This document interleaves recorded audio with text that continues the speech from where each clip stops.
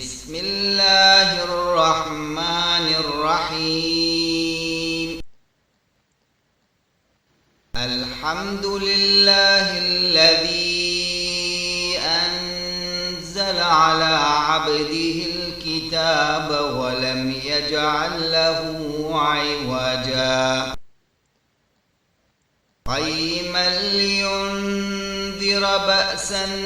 شديدا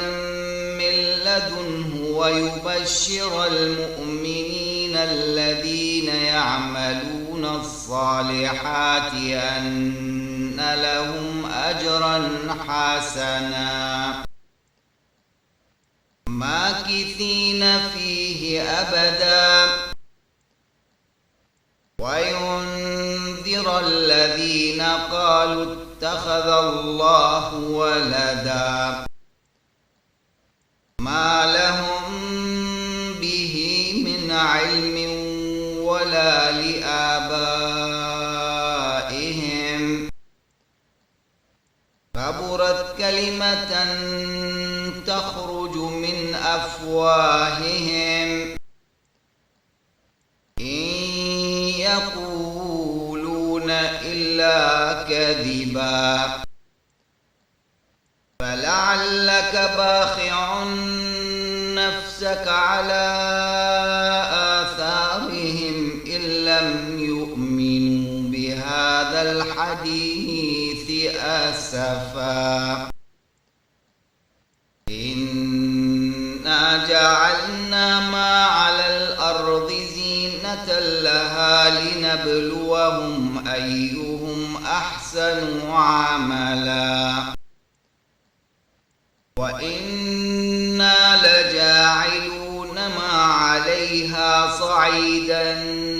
جرزا أم حسبت أن أصحاب الكهف والرقيم كانوا من آياتنا عجبا إذ أوى الفتية إلى الكهف فقالوا ربنا آتنا من لدنك رحمة وهيئ لنا من أمرنا رشدا فضربنا على آذانهم في الكهف سنين عددا ثم بعثناهم لنعلم أي الحزبين أحصى لما لبثوا أمدا نحن نقص عليك نبأهم بالحق إنهم فتية آمنوا بربهم وزدناهم هدى وربطنا على قلوبهم إذ قاموا فقالوا ربنا رب السماوات والأرض لن ندعو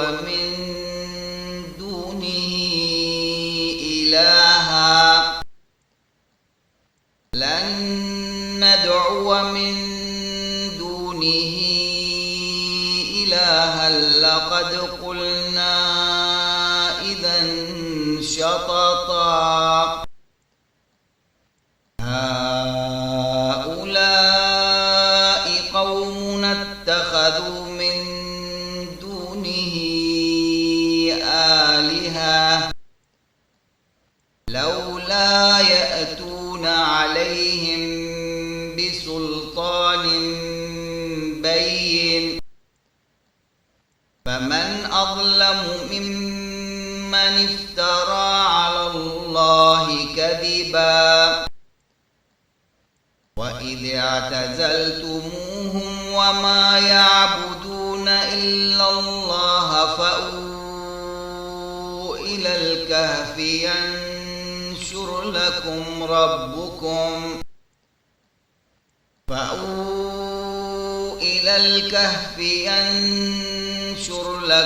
ربكم من رحمته ويهيئ أمركم مرفقا وترى الشمس إذا طلعت تزاور عن كهفهم ذات اليمين وإذا غربت تقرضهم ذات الشمال وهم في فجوة منه ذلك من آيات الله من يهد الله فهو المهتد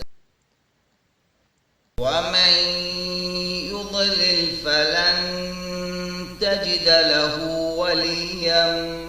مرشدا